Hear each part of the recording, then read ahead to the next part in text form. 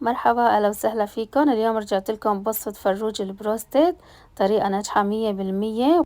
بتمنى منكم تتابعوا الفيديو للأخير. طريقة التحضير ولا أسهل من هيك، وبمكونات بسيطة رح تحصلوا على أطيب فروج بروستد بالبيت. خلينا نشوف طريقة التحضير. حضرت 3 كيلوات دبابيس دجاج.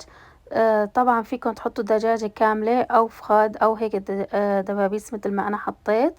أنا طبعا غاسلتن ونقعتن لمدة ساعتين بمي وخل.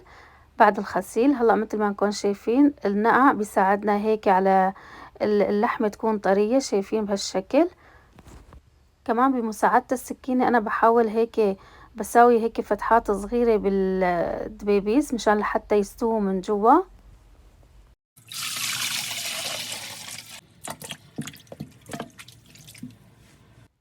مثل ما شفتوا أنا بجاد غميق نزلت مي باردة وكمان نزلت الدبابيس.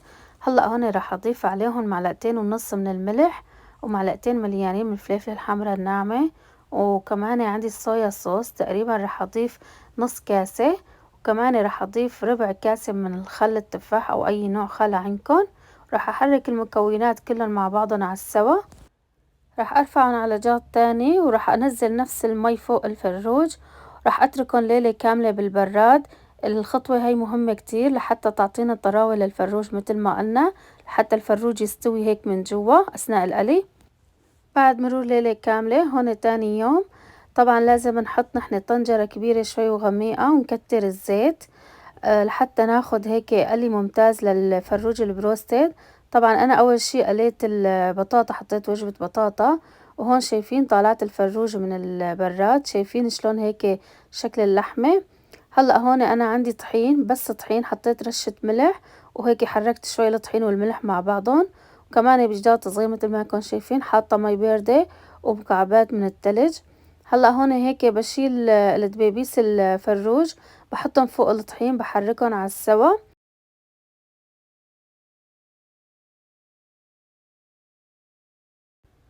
بعد ما حركت الفروج مع الطحين على السوا هلا بشيل قطعة قطعة هيك، بنفض القطعة من الطحين وهيك مثل ما نكون شايفين بهالشكل بنغطي القطعة بالمي وبنرجعها على الطحين. وبعدين كمان بنرجع هون بنحرك هيك الطحين والفروج مع بعضهم على السوا لمدة هيك دقيقة دقيقة وشوي.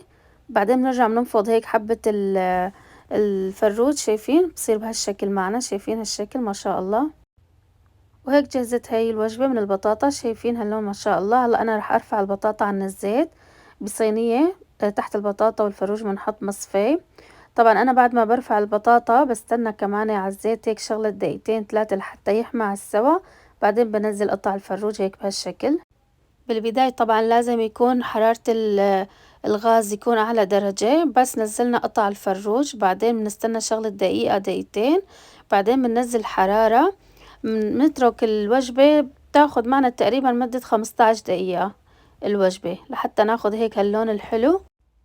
بعد ما طلعت أول وجبة بنرجع كمان بنستنى شغلة دقيقتين بنحمي الزيت على السوا، بعدين بنرجع بنكمل باقي القطع. طبعا بعد ما بنسقط الدبابيس بالزيت ما بنحركهم فورا، بنستنى شغلة دقيقة دقيقتين بعدين بنحركهم. هلا هون هيك شكل النهائي، شايفين بسم الله ما شاء الله على هاللون. صدقوني الطعم والريحة ولا أروع من هيك. ومثل ما شفتوا الطريقة كانت كتير سهلة وبخطوات بسيطة ومكونات بسيطة. وهيك شايفين صورت أنا بالمطبخ بالأول، ابني قال لي ماما الإضاءة ما كانت ظابطة بالمطبخ، بقى جبنا هيك وجبة هون عند الشباك كانت الإضاءة أقوى. هلا شايفين هاللون ما شاء الله. بتمنى منكم تجربوا طريقتي وما رح تندموا بإذن الله ورح تعتمدوها على طول إن شاء الله. هلا هيك شايفين هلا ابني رح يفتح لكم قطع قدام الكاميرا، بس كتير القطع كانت سخنة ما حسن يعني يتحكم بالقطعة. هلا هون هيك رح يجرب لكم لقمة هيك بالمايونيز والصوص الأحمر الحد. وهذا كان فيديونا لليوم، وهذا كان غدانا لليوم الحمد لله رب العالمين. من فضلكم لا تنسوا اللايك والاشتراك بالقناة وتفعيل زر الجرس لحتى يصلكم كل شي جديد. السلام عليكم.